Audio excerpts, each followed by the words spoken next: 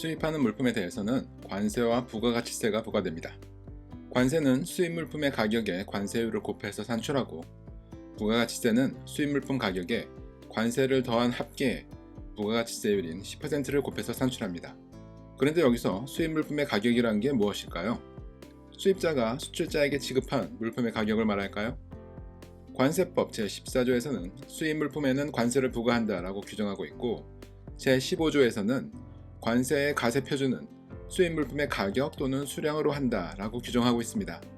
가격을 기준으로 관세를 부과하는 것을 종가세라고 하고, 수량을 기준으로 관세를 부과하는 것을 종량세라고 하는데, 영화용 필름 등 일부 물품을 제외하고 대부분의 물품은 가격을 기준으로 관세를 부과합니다. 그러면 수입 물품의 가격이란 구체적으로 무엇을 말하는 걸까요? 관세법 제30조부터 제35조까지에서는 수입 물품의 과세 가격을 구하는 방법에 대해 규정하고 있습니다. 특히 제30조 과세가격 결정의 원칙에서는 수입 물품의 과세 가격은 우리나라에 수출하기 위하여 판매되는 물품에 대하여 구매자가 실제로 지급하였거나 지급하여야 할 가격에 일정한 금액을 더하여 조정한 거래가격으로 한다라고 하고 있는데요. 어떠한 금액들이 더해지는지 한번 읽어만 보겠습니다. 첫 번째는 구매자가 부담하는 수수료와 중개료, 다만 구매 수수료는 제외한다. 두 번째는 해당 수입 물품과 동일체로 취급되는 용기의 비용과 해당 수입 물품의 포장에 드는 노무비와 자재비로서 구매자가 부담하는 비용.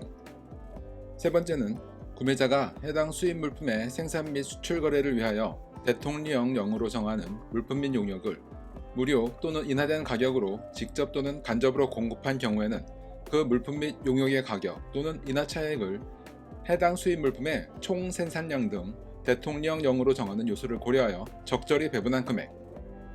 특허권, 실용실험권, 디자인권, 상표권 및 이와 유사한 권리를 사용하는 대가로 지급하는 것으로서 대통령령으로 정하는 바에 따라 산출된 금액.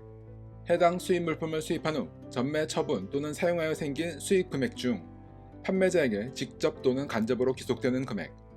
수입함까지의 운임, 보험료와 그 밖의 운송과 관련되는 비용으로서 대통령령으로 정하는 바에 따라 결정된 금액. 각 항목별로 설명을 드리자면 매우 길어지기 때문에 오늘은 이들 항목 중 6번째 항목인 운임에 대해서만 얘기해 보겠습니다. 왜냐면 이 운임 및 관련 비용은 수입 시 항상 발생하기 때문이죠. 나머지 항목들에 대해서도 얘기할 수 있는 기회가 있으면 좋겠네요. 위 규정에서 말하는 내용을 쉽게 풀어보자면 관세를 부과하는 기준이 되는 과세 가격은 구매자가 지급한 물품의 가격에 운임, 보험료 및 운송 관련 비용을 더해서 계산한다는 그런 뜻이 되겠습니다. 그림으로 한번 살펴보겠습니다. 수출입 계약에 따라서 화물이 수출국에서 선적되어서 수입자에게 도착하기까지에는 여러 가지 비용이 발생할 수 있습니다. 우선 물품 가격이 있고요. 수출자의 창고나 공장에서 수출국 항만까지의 운송비, 그리고 수출항에서 수입항까지의 국제운임, 통관 과정에서 발생하는 관세, 부가가치세 및 통관 관련 창고료 및 수수료 등 비용이 있고, 수입항에서 수입자의 창고나 공장까지의 운송비가 있겠죠. 그런데 이게 다가 아니고 국제운송과 관련하여 바프, 카프와 같은 할증료도 발생할 수 있습니다. 이와 관련해서 수입 물품이 수입항에 도착하여 본선 하역 준비가 완료될 때까지 발생하는 비용을 과세 가격에 포함한다라고 관세법 시행령에서 규정하고 있습니다. 즉, 운임뿐만 아니라 국제 운송과 관련한 각종 할증료들도 과세 가격에 포함되는 거죠. 이와 같이 국제 운송을 이용할 때에는 기본 운임 외에도 각종 할증료 및 기타 비용이 부과될 수 있는데요. 국제 운송 및 선적 양육 과정에서 발생하는 부가 비용들에는 어떠한 것들이 있는지 간단히 살펴보겠습니다. 우선 바프, 즉 유류 할증료가 있습니다. 선박의 원료인 벙커유의 가격 인상에 따른 손실을 선사가 보전하기 위한 할증료입니다. 카프, 통할증료죠. 통화 가치 하락에 따른 손실을 보전하기 위한 할증료입니다. CCF는 컨테이너 청소 비용이라고 해서 말 그대로 컨테이너를 청소함에 따른 비용을 화주에게 부담시키는 겁니다. 그리고 또 다른 CCF가 있는데요. 이는 착지볼 수수료라고 해서 운임을 추후에 도착지에서 받는 것과 관련하여 발생하는 수수료입니다. 그리고 CFS 차지라고 하는데, CFS란 소량 화물을 컨테이너에 적재하거나 컨테이너에서 적출하는 장소를 말하고 이러한 작업과 관련해서 발생하는 비용을 말합니다. CIC는 컨테이너 수급 조종료로서 컨테이너의 수급 불균형에 따른 선사의 손실을 보전하기 위한 비용입니다. 다큐멘트 피는 서류 발급비입니다. 선화증권 등의 서류 발급에 따른 비용입니다. 디머리지는 CY에서 프리타임 내 컨테이너를 반출하지 못한 경우에 지체된 컨테이너에 대해서 발생하는 비용입니다. 디텐션 차지는 컨테이너를 프리타임 내에 반환하지 못해서 발생하는 연체료입니다. 드라이지 차지는 LCR 화물을 컨테이너에서 적출, 분류하기 위해서 항만이나 CY에서 CFS나 보세 창고로 운반하는 데 발생하는 비용입니다.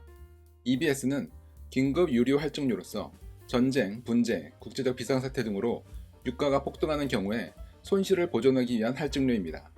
LSS는 저유황유 사용 할증료로서 황성분이 적게 함유된 저유황 연료를 사용함에 따른 추가 비용이죠.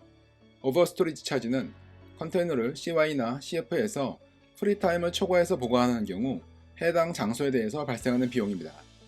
PCS는 항만 혼잡세 혹은 체화 할증료라고 부르는데요. 항구 혼잡으로 인한 체선으로 인해 발생하는 추가 비용입니다. PFS, 항만시설 보안료는 선박, 항만의 테러 등 위험에 대비하기 위한 보안 비용으로서 항만청을 대신해서 선사에서 징수합니다. PSS, 성수기 할증료는 성수기 물량 증가로 인한 컨테이너의 수급 불균형, 항만 물량 증가 등에 따른 비용을 보존하기 위한 할증료입니다. THC, 터미널 핸들링 차지 혹은 터미널 화물 처리비라고 하는데요. 터미널에서 발생하는 비용으로서 선적지의 경우 화물이 CY에 입고된 때부터 선측에 이동하기까지, 양육지의 경우에는 선측에서 CY의 게이트를 통과할 때까지 화물의 취급에 관련된 비용입니다. 여기서 CY란 컨테이너 야드를 말하죠. WCS, 중량 초과 할증료는 화물의 계당 기준 무게를 초과한 경우 초과분에 대해서 징수하는 할증료입니다. 그냥 운임만 내면 되는 줄 알았는데 여러가지 비용이 함께 발생하네요. 이런 비용들이 운송 때마다 청구되는 것은 아니지만 포워더로부터 받은 운임 인보이스 혹은 운임 명세서에 이와 같은 항목이 있을 때 그게 무슨 비용인지 정도는 알 수 있으면 좋겠습니다. 특히 바프나 카프, THC 같은 항목들은 자주 보실 수도 있습니다. 이번 영상에서 말씀드리려는 것은 이와 같은 할증료 및 비용 중 수입 물품의 과세 가격에 포함되는 것은 어떤 것이고 포함되지 않는 것은 어떤 것이냐라는 것입니다.